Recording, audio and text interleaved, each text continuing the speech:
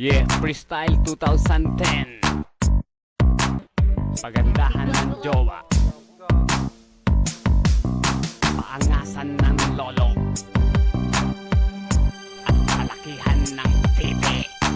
Haha, sisimulan ko na ba? Here we go. Ako na mauna. Take one. Ang GF ko, kutis niya ay napakakinis.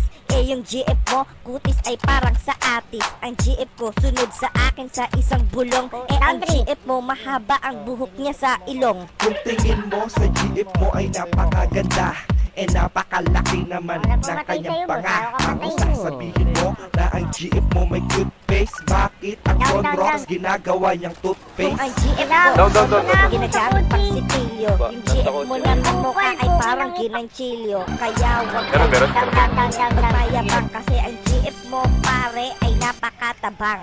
Ang GF ko ay matabang, sa'yo naman maalat. Tapos yung kanyang balat ay napakakunat. Ang sukat ng kanyang utong ay 1 pulgada. Tapos ang kanyang mani ay nawawala pa. Masyado kang chismoso, wala namang alam. Eh maninga ng jowa mo palaging nilalanggam. Kaya wag mo siyang ipagmamalaki. Kasi ang jowa mo nagkamukha lang sa retoke. Alam mo ba, sa GF ko lahat namamangha.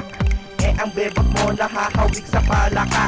Sabihin na natin na wala siyang mukha. Meron kaya mukha yun? Oo, meron niyang mukha. Meron nga. Oo, puro lang mukha. Take 2. Pagalingan ng lolo.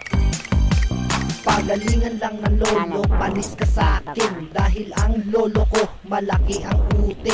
Yung huli niyang biniyak, ang matris ay wasak. At balita ko na pati ang abdo ay pisak. Titi pala yun kasi akala ko ugat. Kasi titi ng lolo ko 3 nagbubuhat. Yung huli niyang tinira, natagpo ang patay.